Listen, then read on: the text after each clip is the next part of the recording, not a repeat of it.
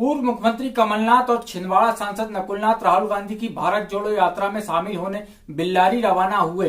इस दौरान उन्होंने कहा कि इससे भारत की एकता और अखंडता एकजुट होगी। कुछ राजनीतिक दल भारत का विभाजन करना चाहते हैं।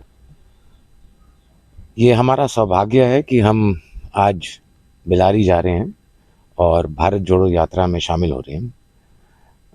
मेरा प्लान तो पहले से था कि मैं कन्याकुमारी से स्टार्ट करूं, लेकिन समय का अभाव था। यहाँ छिंदवाड़ा में चुनाव था, इसलिए मैं जा नहीं पाया। आज मैं और कमलनाथ जी बिल्लारी जा रहे हैं, कर्नाटक। वहाँ राहुल जी के साथ हम भारत जोड़ो यात्रा में शामिल होंगे। और जो फीडबैक मुझे मिल रहा है, भारत जोड़ो यात्रा बहुत सफल यात्रा है।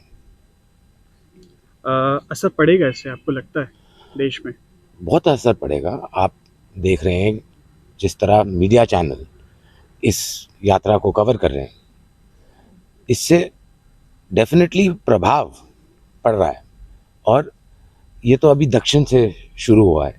जब तक ये मध्य भारत, जब ये बुरहानपुर में आएंगे, इंदौर में आएंगे, इसका इफेक्ट और भी बढ़ेगा। शामिल होने जा रहा हूँ। ये यात्रा पूरे देश में एक संदेश दे रही है और लोगों को एहसास हो रहा है कि आज भारत की क्या स्थिति है, क्या विभाजन का प्रयास किया जा रहा है। तो राहुल जी का संदेश बहुत दूर तक पहुँचा। राहुल जी जो लगातार पैदल चल रहे हैं एक युवा नेता होने के कारण, तो कैसा गए मानते हैं? बड़ी मेहनत है, बड़ी तपस्या, बड़ा त्याग है। फिर मेरे बस का तो है नहीं। राष्ट्रीय कथिया समाज महासंघ की राष्ट्रीय बैठक का आयोजन छिंदवाड़ा की एक निजी होटल में किया गया, जिसमें समाज के उत्थान के लिए राष्ट्रीय स्तर पर कार्यक्रम चलाने के लिए विचार विमर्श किया गया। कुमार महले के छुट्टे लोग हमको क्या दिखते हैं? चरण दास। अब आप कल्पना करिए क्या बुद्धि है, क्या समाज को परोसेंगे। और कभी राजकुमार महले ने ये नहीं बोला कि ये शब्द कैसे लिख रहे हो आप लोग चलाएंगे। आप लोगों ने इतनी दूर से इतनी विषम परिस्थितियों में आकर के जो मेरा मनोबल बढ़ाया, ये मेरा मनोबल है क्योंकि राष्ट्रीय अध्यक्ष मुझे बनाया है आप लोगों ने और मेरे नेतृत्व में काम हो रहा। तो बैठक की सफलता और विफलता दोनों का श्रेय और आश्रय दोनों मुझ पर जाता। तो जो काम मुझे मालूम है, भीम भाई की माता श्री अभी वो हुई और कई दिनों तक जो तमाम दुनिया भर की गतिविधियों में इन्वॉल्व होने के बाद अभी मेरे ख्याल से 10-12 दिन हुए ना, लौट करके आप गए। और फिर उसके बाद आदरणीय ब्रह्मा जी भी आए थे और फिर यहाँ पर लौट करके आना, त्योहार का टाइम है, वो सबको भी छोड़ करके सबसे ऊपर समाज को रखा। इसलिए आज इतने सारे लोग एक दो अपवादों को छोड़ करके, और अभी भी एक बारीक छन्नी लगी हुई है। जितने धोखेबाज और गद्दार हैं उनकी छन्नी हमने लगा रखी है। वो थोड़ा थोड़ा कुछ दिन में छाड़ देंगे, पता चल जाएगा कि कौन आदमी किस प्रकार का काम कर रहा। पर मध्य प्रदेश संस्था को कभी क्षति नहीं पहुंचेगी और अब हमारा राष्ट्रीय संसद बन गया। तो ये जो आयोजन पचमढ़ी में होने जा रहा है, इसका आयोजन मध्य प्रदेश संस्था नहीं कर रही है, इसका आयोजन राष्ट्रीय कथिया समाज संस्था महासंघ करने जा रहा है, जिसमें छत्तीसगढ़, महाराष्ट्र और पूरा देश शामिल है और शानदार कार्यक्रम करेंगे। लोग आरोप लगाते हैं आम्रवंशी ने इतना पैसा खर्चा कर दिया। अरे आम्रवंशी तो 5 स्टार होटल में सम्मेलन कर दे अगर लोग साथ दे दे तो हमने कई बार देखने के बाद, सोचने के बाद किया कि आपको आकर के महसूस हो कि नहीं, we are not inferior to others, हम किसी से कमजोर नहीं है, द्वितीय दर्जे के नहीं है। ये फीलिंग तभी आएगी जब हम बेहतरीन कार्यक्रम करेंगे और बेहतरीन तरीके की प्रस्तुति करेंगे, तो लोगों का नजरिया बदलेगा। मैं धन्यवाद। जय हिंद, जय कथिया समाज।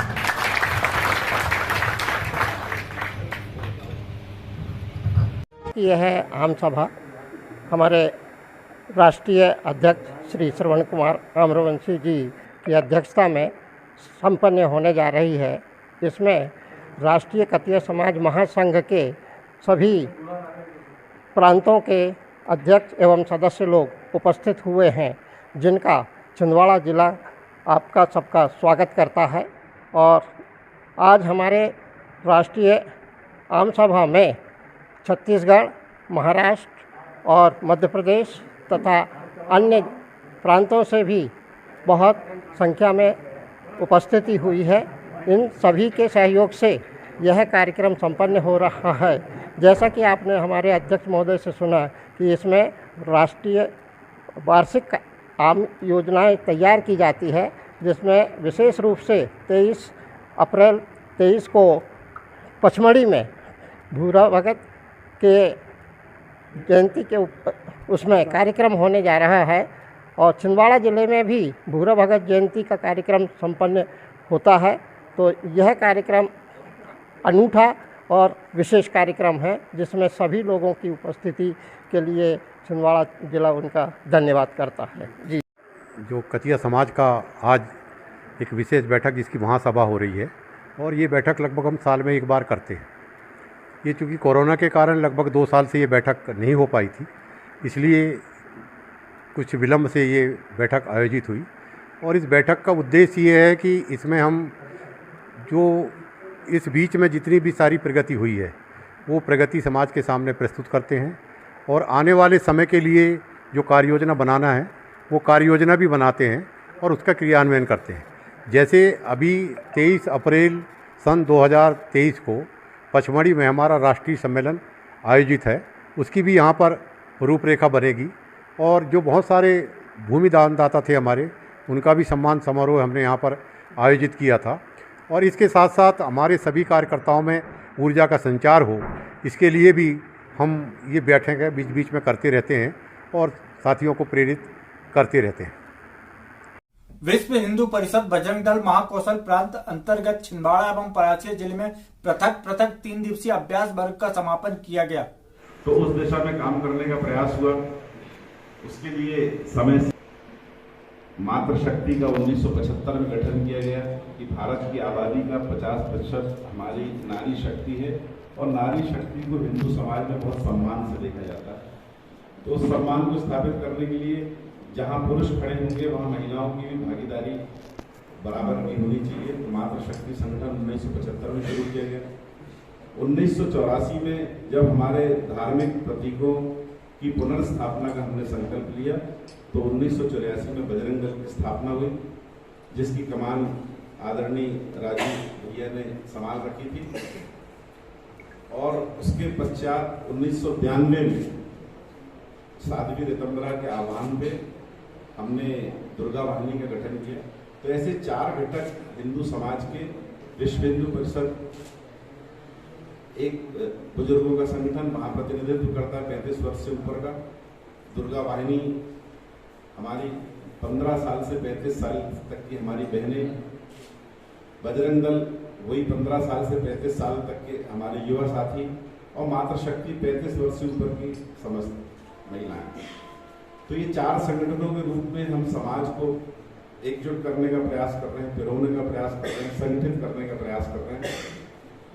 और इसके कारण हिंदू समाज को जो गति मिली, जो एकता मिली, जो संगठन के रूप में वो सक्रिय हुए, उसका स्वरूप आज आपके सामने है। बहुत लंबे समय तक हम देखते थे हिंदू धर्म की भावनाओं के ऊपर, हिंदू धर्म की संस्कृति के ऊपर कुछ भी बोला जाता था और उसकी समाज से प्रतिक्रिया नहीं होती। आज हो सकता है कि बहुत बड़ा हिंदू समुदाय संगठनों से प्रत्यक्ष रूप से नहीं जुड़ा है, लेकिन हम अन्य माध्यमों में देखते हैं, संचार माध्यमों में देखते हैं, मीडिया के माध्यम से देखते हैं, तो अप्रत्यक्ष रूप से समाज में एक बहुत बड़ी भागीदारी उन लोगों की भी है जिनके मन में इन संगठनों के कारण चेतना आई। जी, आज विश्व हिंदू परिषद बजरंग दल का 3 दिवसीय अभ्यास वर्ग का समापन हो रहा है, जो कि हमारे छिंदवाड़ा जिले में निवासरत स्थानीय कार्यकर्ता जो भी प्रांत वर्गों में नहीं पहुंच पाते, 7 दिवसीय 14 दिवसीय जो हमारे प्रांत अभ्यास वर्ग लगते हैं विश्व हिंदू परिषद बजरंग दल के, उनमें नहीं पहुंच पाते। स्थानीय स्तर पर संगठन को मजबूती प्रदान करने के लिए विश्व हिंदू परिषद बजरंग दल का जिला अभ्यास वर्ग स्थानीय रघुवंशम लाउन में आज समापन अवसर पर यह आयोजित किया गया है। यह 3 दिवसीय अभ्यास वर्ग में हमारे कार्यकर्ताओं को मानसिक, शारीरिक एवं अन्य बैठ के लेना आना एवं संगठन का कैसे आगे विकास हो, कैसे संगठन बढ़े, इस हेतु यह अभ्यास वर्ग लगाया गया है, जिसका आज समापन है। अजय बंदेवार, विश्व हिंदू परिषद विभाग।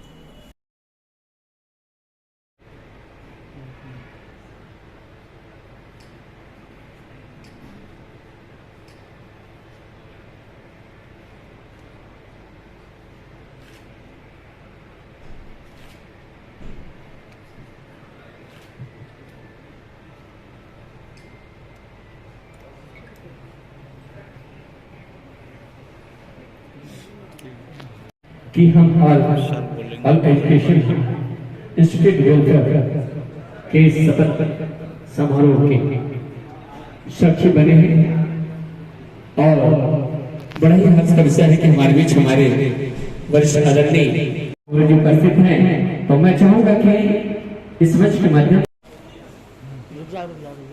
ऑर्गेनाइजेशन के मुख्य सिद्धांतों पर हमने शैक्षणिक चर्चाएं किया और ऑर्गेनाइजेशन के मूल शैक्षणिक विकास में आशासकीय शालाओं का छिंदवाड़ा जिले में विभिन्न ब्लॉकों में क्या उत्कृष्ट योगदान है, इस पर हमने चर्चा की।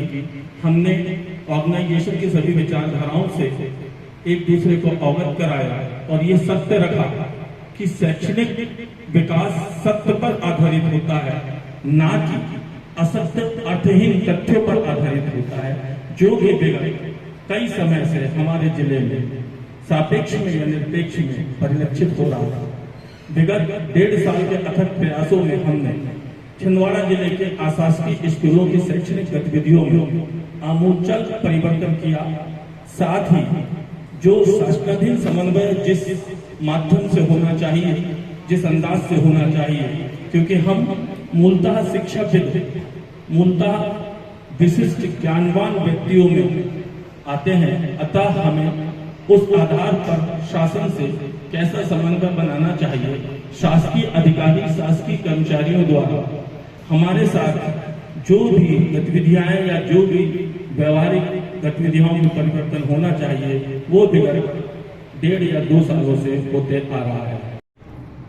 आज हमारे ऑल एजुकेशनल वेलफेयर ऑर्गेनाइजेशन का मोखड़ विकास करने की कार्यकारिणी जो गठित हुई थी, उसका शपथ ग्रहण समारोह हुआ है, जिसमें मोखड़ विकास खंड के सभी पदाधिकारियों को शपथ दिलाई गई और विभिन्न मुद्दों पर चर्चा की गई और इसमें जो हमारे उपस्थित हुए सभी संचालकों का जो बिछुआ, सौंसर, रासिया और अमरवाड़ा से आगे इनका सभी का योगदान रहा और यहाँ जिला कार्यकारिणी इन लोगों का सभी के लिए आभार प्रकट करता है।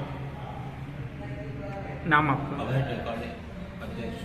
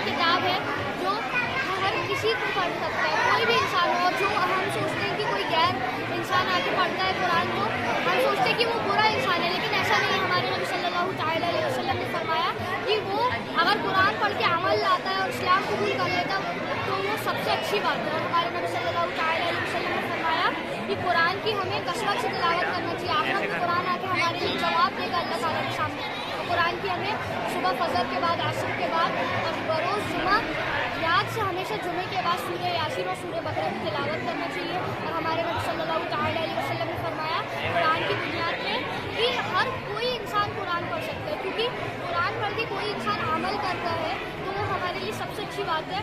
और वो अगर इस्लाम कबूल कर लेता है वो सबसे बहुत अच्छी बात है।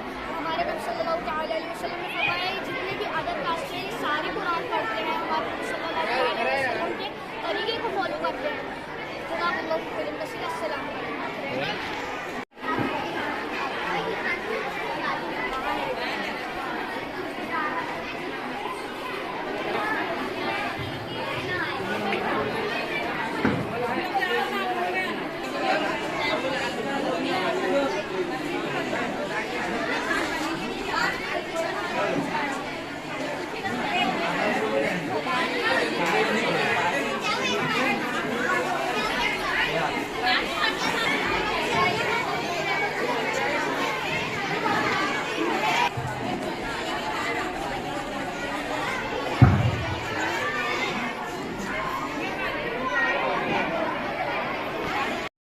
जी, आज अंजुमन इंग्लिश मीडियम स्कूल में इस्लामिक एग्जीबिशन का कार्यक्रम आयोजित किया गया। ईद मिलादुन नबी के चलते इस कार्यक्रम को हमने आयोजित किया, जिसमें हमारे यहाँ के छोटे छोटे बच्चों ने फर्स्ट क्लास से लेकर 9th क्लास तक के जो छोटे छोटे बच्चे हैं, उन्होंने इस्लामिक एग्जीबिशन में अपने अपने मॉडल प्रस्तुत किए।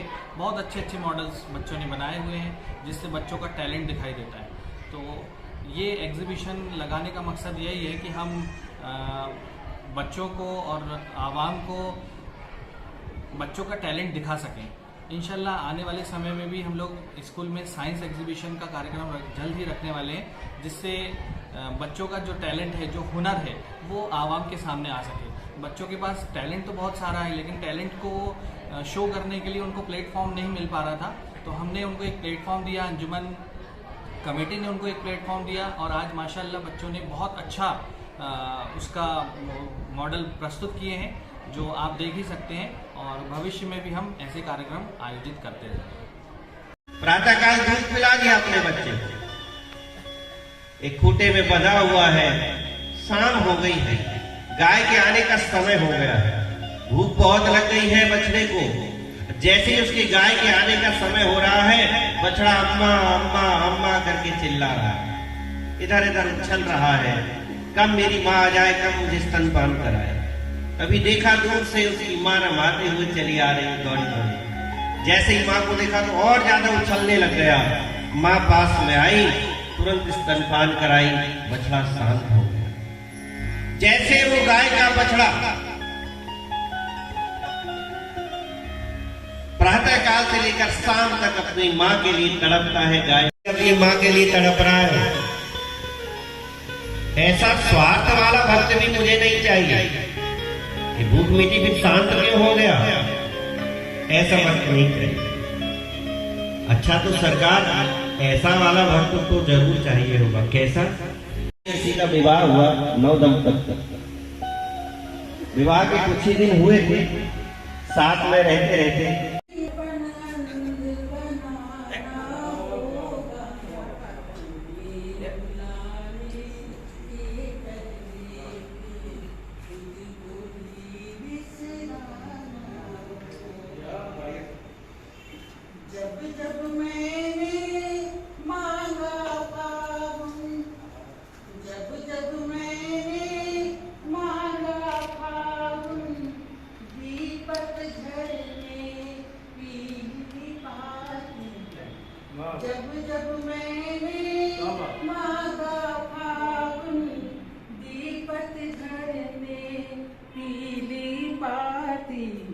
कैसा प्रकृति विधान की जिसमें धूल शूल ही बने संगाती, धूल शूल ही बने संगाती। हृदय हार का हार न गूंधे, हृदय हार का हार न गूंधे, मानन को समझाना के पहले खुद को ही बिसरा। जी बताइए सर। मैं प्रचार सचिव आंचलिक साहित्यकार परिषद छिंदवाड़ा प्रत्युष जैन। हम विगत लगभग 25-30 वर्षों से इस मासिक काव्य गोष्ठी का आयोजन अनवरत कर रहे हैं, और हमारे यहाँ पर नवोदित रचनाकार और वरिष्ठ रचनाकार सभी काव्य गोष्ठी में आते हैं, और हमारे यहाँ से काव्य पाठ करने के बाद एक कार्यशाला की तरह हम यहाँ पर काव्य गोष्ठी करते हैं, जिसमें रचनाकार की कविता पाठ की हम समीक्षा भी करते हैं, मार्गदर्शन भी उनको मिलता है। और हमारे यहाँ से काव्य पाठ सीख करके मार्गदर्शन प्राप्त करके बहुत सारे हमारे कवि साथी आज राष्ट्रीय स्तर पर हमारे छिंदवाड़ा जिले को गौरवान्वित कर रहे हैं। अभी हमारी बहन श्रीमती शेफाली शर्मा जी को भोपाल में कल पुनर्वा पुरस्कार से सम्मानित किया गया। इस तरह से यह काव्य गोष्ठी आप सभी के सहयोग से और जिले के सभी साहित्यकारों के सहयोग से विगत लगभग 25 से 30 वर्षों से अनवरत चालू है। स्वर्गीय श्री शिव शंकर शुक्ललाल जी, स्वर्गीय गुलाम मध्य प्रदेशी जी, स्वर्गीय प्रकाश शर्मा जी और हमारे सभी दिवंगत स्वर्गीय साहित्यकारों के आशीर्वाद से, उनके मार्गदर्शन से हमारी संस्था नित्य निरंतर प्रगति और उन्नति के सोपानों पर आगे बढ़ रही है। आपका बहुत बहुत धन्यवाद।